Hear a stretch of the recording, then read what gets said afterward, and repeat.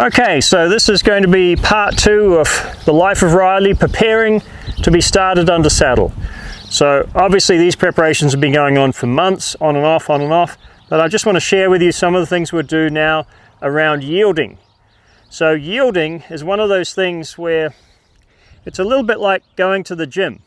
You know, if you go to the gym once and you exercise, you work out to some degree, there are no measurable benefits from that whatsoever. You don't see anything from that. But if you do it consistently as a regular program, well, everybody knows there's health benefits, and they are measurable health benefits from adopting that lifestyle. So his lifestyle is about yielding. And the more I ask him to yield, and the more different yields I ask of him, the more yielding he becomes mentally. So if he is unsure, he would still yield. That's the idea. That's where we're trying to get to. Now that takes us well beyond conditioned responses, which is often the best you can hope for when you're starting a young horse.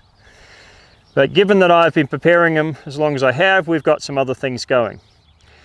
So there are all the basic yields that you might imagine. You know, the back up, the lateral flexion, the rope around the hindquarter, the forehand yields.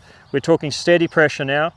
And we know that if they are at all concerned about sensation, they will go into that steady pressure. So we're thinking about everywhere we can possibly think of, can we get him yielding? So one of the little things I do that would be quite a test to a lot of horses is I'm going to go from backwards to forwards, forwards to backwards. Maybe I'll come around this way so you can maybe see him a bit better. So I don't want him to look at me and take a visual cue of where he's going, what he's doing. So one of the things I'm going to do here is I'm going to try and start his back up, hang on buddy, with my feet still, so he doesn't look to my feet to get a cue. And I'm going to go back, forwards. I'm going to start to see if I can move him before I move myself. And I will have to move myself to keep up with him. So we're doing this, right? So we're happy with his back up, put some time and effort into that. I'm going to creep back here. Now I'm going to go forwards. That took him a little bit by surprise. Backwards to a forwards. Now while I'm going back, can he go? There you go. While I'm going forwards, can you? There you go. Okay, so he's starting to get it off the yield. So I have to bump a little bit there. Down a little bit as a surprise. Forwards and back.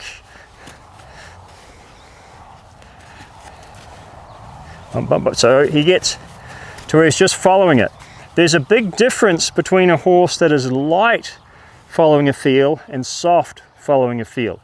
Lightness is that mechanical thing where they become aware of the phases, so they respond sooner in the sequence of phases.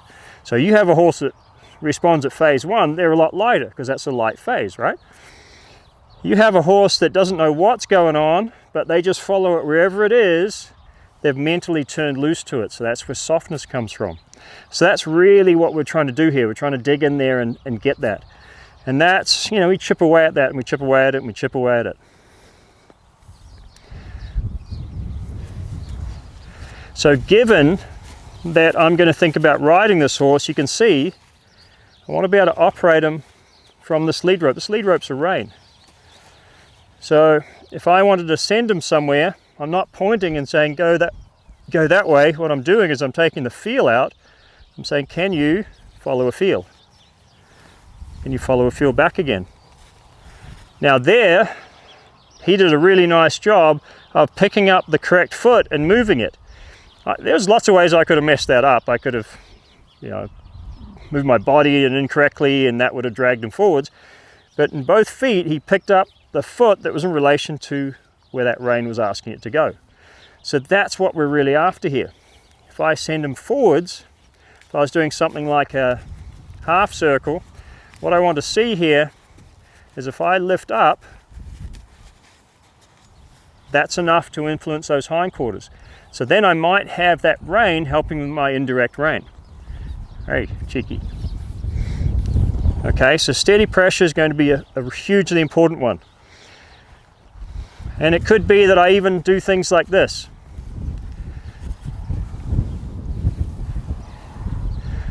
Only we think the halter is supposed to be on the head.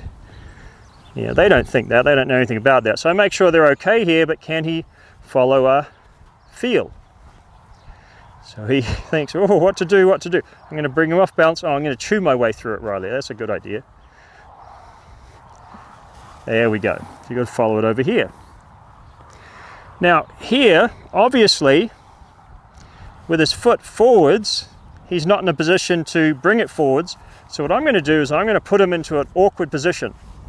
Oh, now that you put me into awkward position. Okay, so here I'm going to put him into an awkward position soon. So all right, so we get there.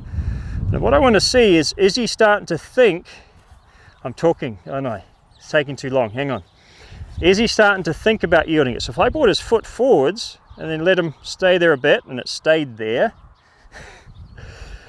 Then when I asked him to bring it forward again, of course he's, that's ridiculous. The way he should think his way through that is go, well, I need to bring the other ones up in order to move it. So that's when we know he's actually thinking about yielding. Because I could just grab this and go, oh, come over here. Okay, and that'll work, he'll move, but I haven't got to a point where he's thinking of yielding. So what I want to do is set it up to where he's thinking his way through the yield. Not back.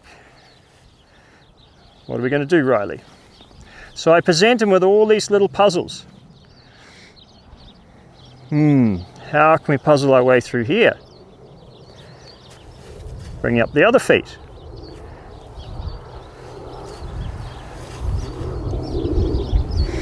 So there's lots of these little puzzles, and you've seen probably lessons where I've had a rope on a back foot and I've stopped him and things like that. The whole deal is about we're waiting for the yield. We want him more yielding, so we're waiting for the yield. We're not thinking about just the movement, we're waiting for the yield. So if I even just came to something as simple as forehand yield, I want to think, is he yielding from it? Is he yielding from it? Is he yielding from it? No, it's not a sideways. Yielding from it. There we go. There we are. Hindquarter yield, same deal. Rein, leg.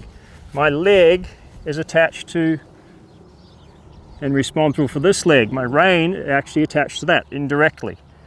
So I want to think about there, rein, there, rein, there, rein. So it's leg, rein, leg, rein. Will he flow back? Will he flow forwards? Now, to be fair, all these things have to work under pressure. They have to work with speed. They have to work when the herd's running past, and there's lots of distractions and all this type of thing. So the better the quality I get at this low energy phase, the easier it's going to be to take it up to a higher energy phase. And that is part of our yielding strategy.